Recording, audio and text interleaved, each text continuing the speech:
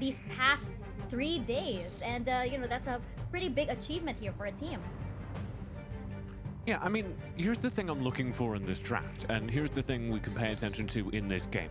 MBR have demonstrated a real capability to win duels. They have mechanically skilled players. They have Onion King, my Onion King in the top lane D2. He's my liege. They have Radiums, who's just looked incredible all tournament. They have Alia, who's doing very well right now as a duel laner. And all those players have been winning just unexpected duels, unexpected 1v1s throughout this entire tournament.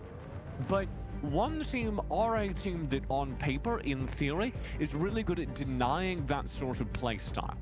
So I want to see MBR draft a team comp that gives them the ability to take duels and deny one team the tools to avoid that, the tools to force 5v5 team fights. And I'm already worried, Daniel. I don't think they're doing it. Yeah, it's one team, like, once again, MBR is taking away that Riven. That kid loves to play up in the top lane. We can't stress enough, this is one of the biggest drafts that both these teams will have in the entire fall, maybe the entire year. And they're going for the Darius and the kid. It's reasonable, especially because his pet Riven was taken away. The Galio is solid. You know how I do not like Vi, but if you can get the early game start, then go for it, I suppose. This Fiora, I mean, we're kind of all over the place here. The Arya was taken away from Vaya as well. Oh my goodness, we are going down the rabbit hole with this Let's Pick.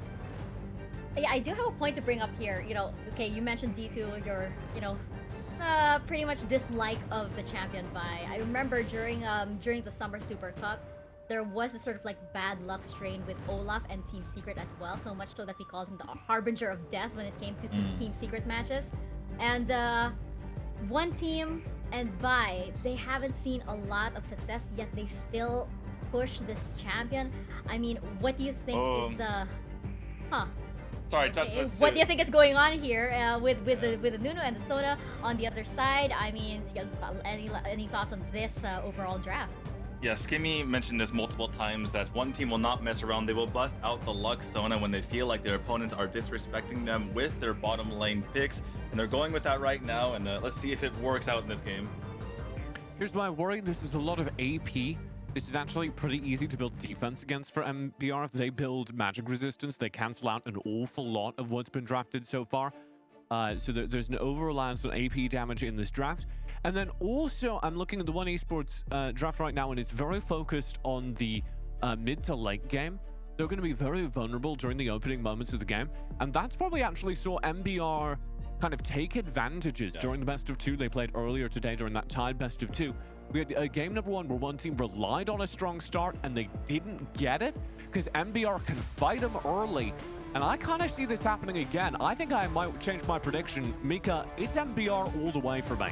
Oh, okay. All right then. Well, if MBR has TJ's vote, I still think that one team can definitely pull through. D2, I think you're still on board with one team, but I gotta say, I'm sweating, Mika. I'm sweating.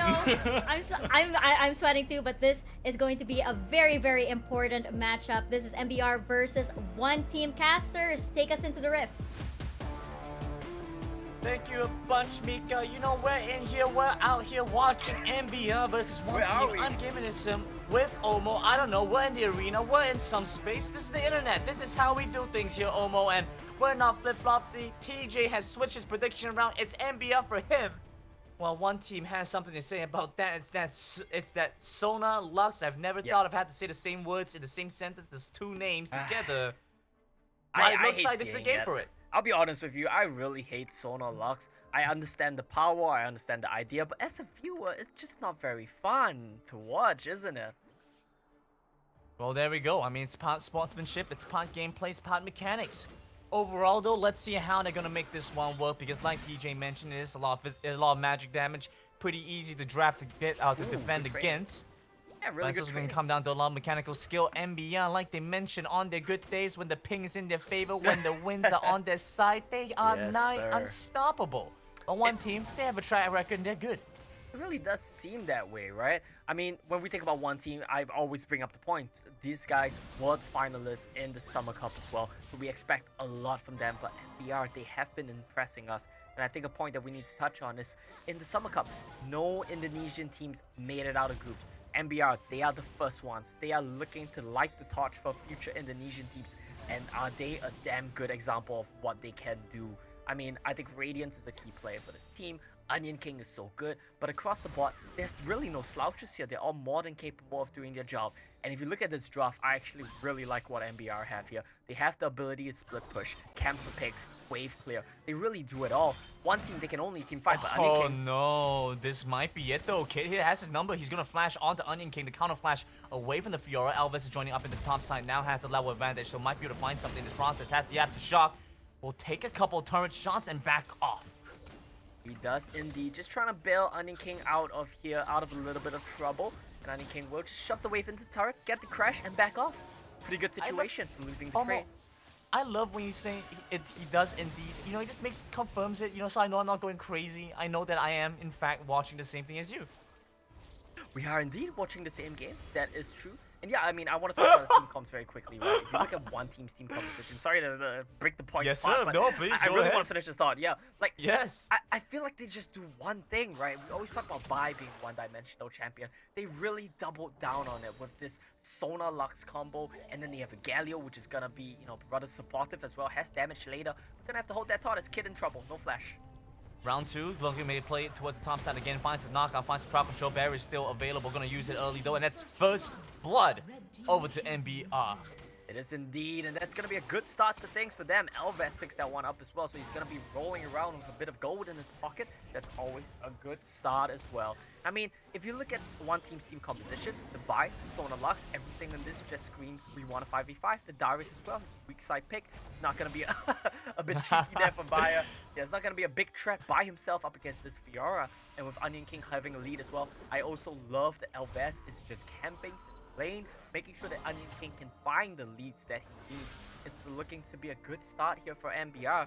One team, they should have better control of objectives, they should have better control of dragons, heralds, but if Onion King can find avenues to split push and not tunnel on coming to fight for these objectives, I expect MBR to do quite well.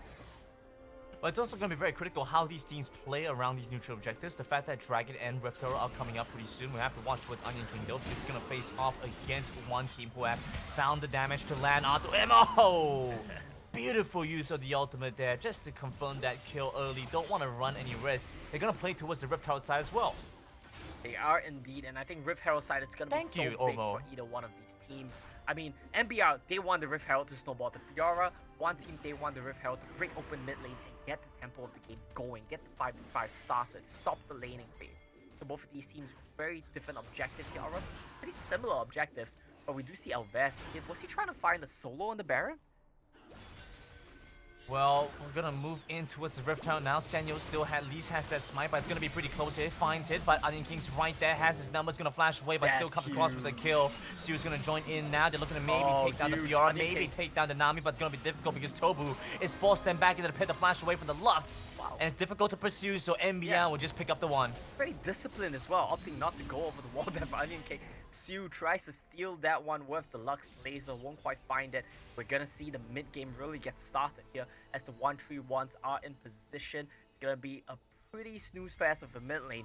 Ziggs wave clearing against Sona Lux, but it depends on who gets the push first, and that's how they get to influence the rest of the map. The key matchup to look out for right now, we really need to be looking for Onion King. His gold has kind of gotten even out against Kid right now, who found a kill of his own. Now he's sitting even a little bit of gold ahead of Onion King, and it's going to be a very exciting 1v1 to watch.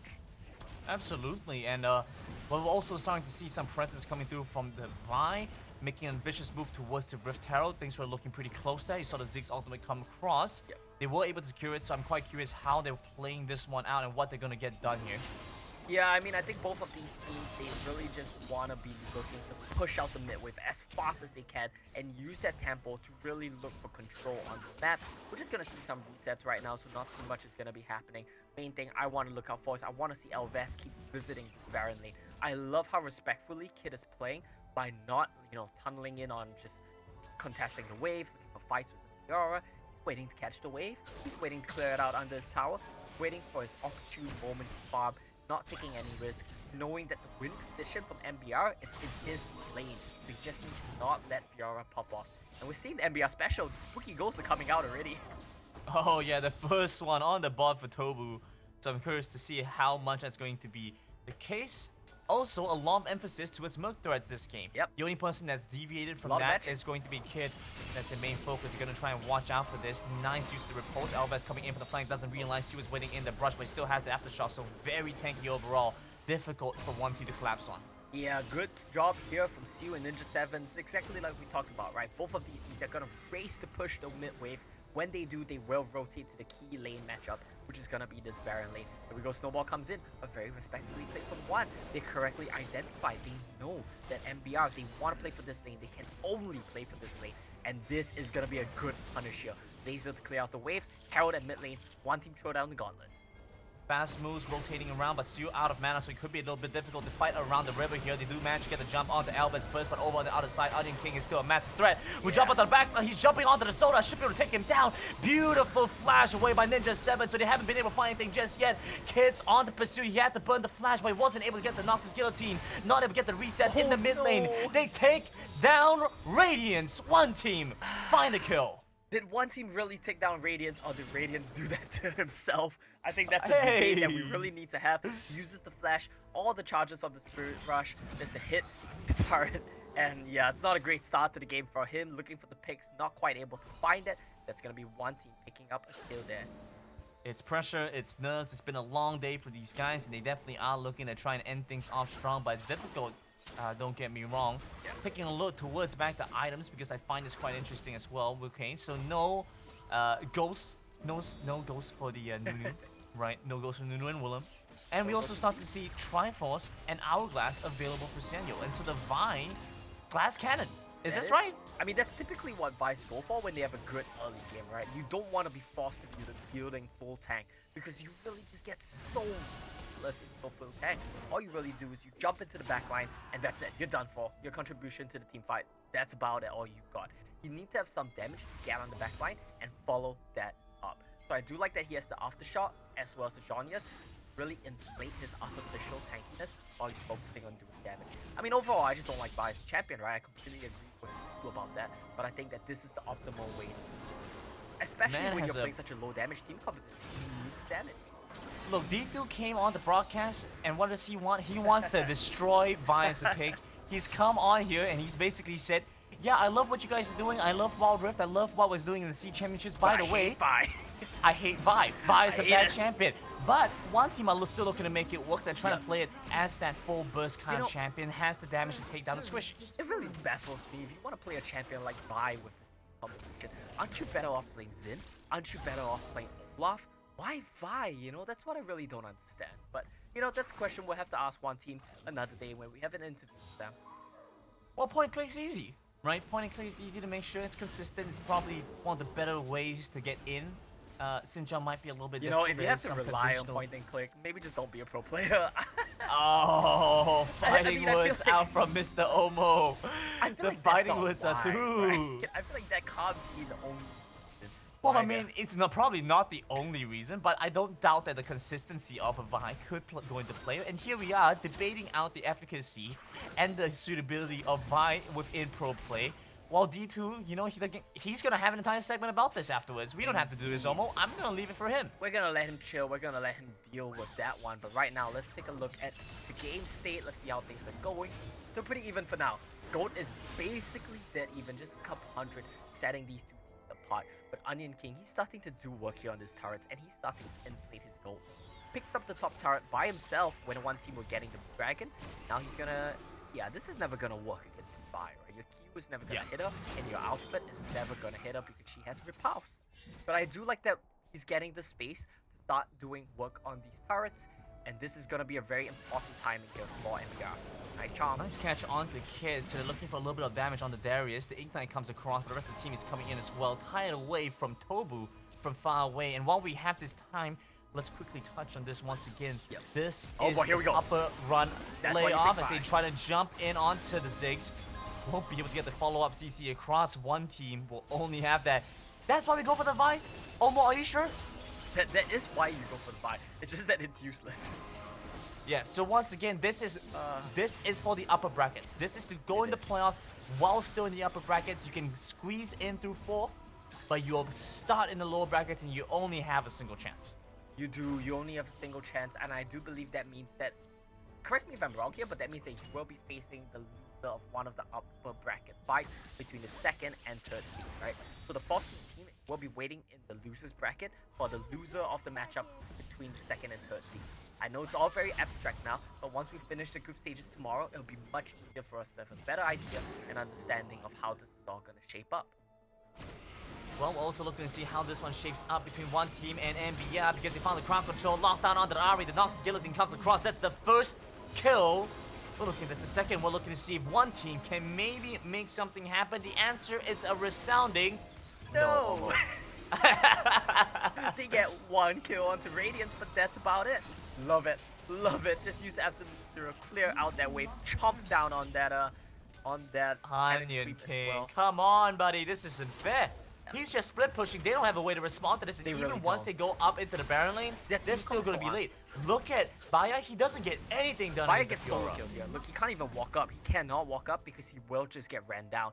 Onion King, he is the win condition right now. I cannot emphasize this enough. We spoke about this briefly in the matchup between Team Secret. I forgot who it was against. But Team Secret, one of their matches today was against the Fiora. We talked about the Fiora timer. Unfortunately, oh, Team Flash. That's right. It was a Team Flash game. Unfortunately, it didn't work out in their favor. But this time around, Onion King, as well as all of MBR, they see a better understanding of what they need to do. Make this Fiora work. They understand that we don't need to force fights on you. We need to keep you interested, keep you distracted, while Onion King takes the tower. We don't need to all in. We don't need to commit. Here we go. Onion King is gonna. This is gonna be a very pivotal decision here. Does he come They're a down? little bit tantalizing here, Omo. You know, a little bit tantalizing. They're gonna flash in Here we go. with the tidal wave. They find the snowball. That's a crowd control locked up on the Ninja 7-9 chime over on the other end, but a Crescendo will come across. Crowd control not available. Is not on demand. Oh boy, as Onion one King. team that's split between both sides, trying to buy as much time as he can. Faces off against the 4. Nice. Onion King doing the same up against 3, Wow. but will ultimately fall to the Vi. One more auto attack comes across and finds it and hands over to the enemy to the other side. As it's Wow. still down to the remaining members of one team trying to make things happen, take but the they team fight. can't not, and MBR come ahead in the team fight. Yeah, it's crazy. I always say, please do not team fight with Fiora, but somehow Onion King makes it work. He bought so much time. He made one team expend so many resources. They had 3 members chasing Onion King that entire time, and it gave the rest of MBR enough space to win team fights. Really amazing stuff coming in from him. I do want to point out as well, we talked about how one team had a lot of magic damage, but so does MBR. Fiora, Onion King, he's the only source of AD damage as we head into a bit of a pause to keep us all on the edges of our seat. Oh yeah, absolutely there, Omo, and we're starting to see the power of the Nunu as well. A couple yeah. of games at this point has kind of confirmed it for us. We see how strong it can be, but at the same time, you know, it is very easy to become over ambitious with a lot of your plays, a lot of your moves, thinking that you're tanky than you actually are. Hasn't been the case for Elvis. I felt like Elvis has been doing a pretty good job with the Nunu.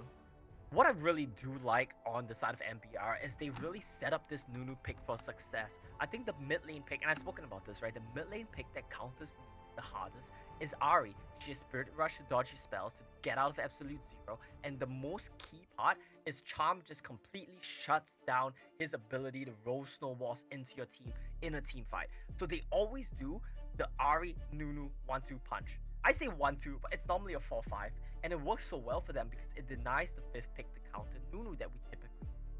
And once that's gone, you have to start asking yourself, what then are the big counters to Janna support? Nami support? They took Nami as well. Earlier today, they took Janna together with this Nunu. So they have a very good grasp on how Nunu gets countered, and I think they draft very well to cover his shortcomings. One team have to adapt to this Nunu pickup. You know, we've been seeing a bit of a drop-off with Brand, especially with the quick hotfix to kind of mitigate some of the power and the aggression and the popularity we're starting to see with the Brand. As a result, I mean, I kind of felt like it was a two-man package, two-champion kind of package and idea, right? It was Nunu and Brand. That was the surprise factor we were hoping to see. I mean, barring all the surprise pocket picks, those were the most obvious, and they really came into us. Nunu saw a lot less play at the start. I think a lot of other junglers were heavily prioritized first. But then we start to see more and more interaction with that, and as Nunu started to rise in popularity, I just feel like it does so well against things like the Vine, because even if the Vine jumps in, the shields are so Just block impactful. everything, yeah. No damage can come across. Yeah, you block the follow-up from a team as well is the big thing. If you have low CC team compositions, Nunu works so well as a buffer zone that you cannot get past with the absolute zero. And I think people just needed time to figure it out, but now that they did, he's looking like a very strong pick.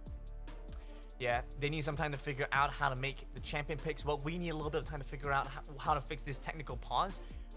While that happens, though, we're going to pass it to the analyst desk to give some insight into what we've seen so far already. So, Mika and the rest, take it away. Thanks so much, casters. And yes, we are encountering some technical difficulties, so Panelist Desk will be back to entertain you guys once more. And D2, TJ, of course, we are in the middle of the game right now, so it's a little bit hard to determine exactly what late game will look like and what the outcome will be. But I just wanted to talk about, now that we actually saw, for example, D2. Yes, you have strong feelings about the Vi, and I wanted to know if it is, still that handicap that you think, or are one team actually, utilizing it better?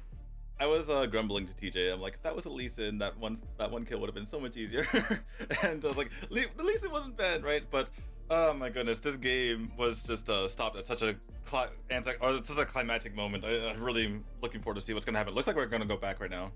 Yeah, well, I guess TJ was just here to sit and look Bye. pretty. Yeah, say something, Good luck. TJ. Awesome. Good. Casters, Goodbye. that's it. Over to you guys.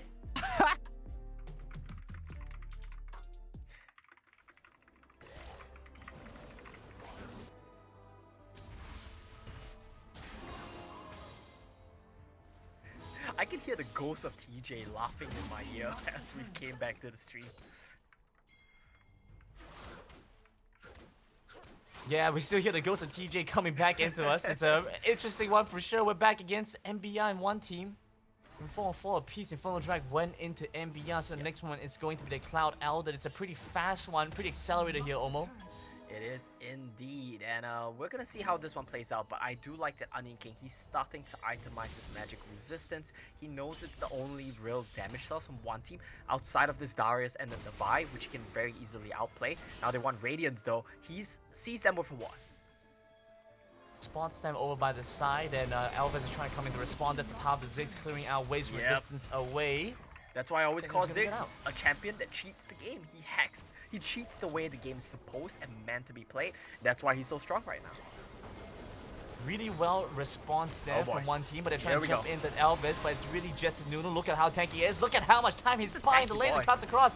It does nothing. One team is still chasing after the Nunu. They finally flash in, commit Onion King, why are you everything to coming? take him down. This is the sort of thing that really gives me an aneurysm. Like, why are you coming here when you can An break the bottom here aneurysm. too? Oh my goodness. Oh, No, that is it. legitimately, like, I just do not understand why Fioras love to group with their team. It's my pet peeve, and I really hate to see it. I understand he wants to stop the Baron attempt, but realistically, what are you really gonna do in this team fight?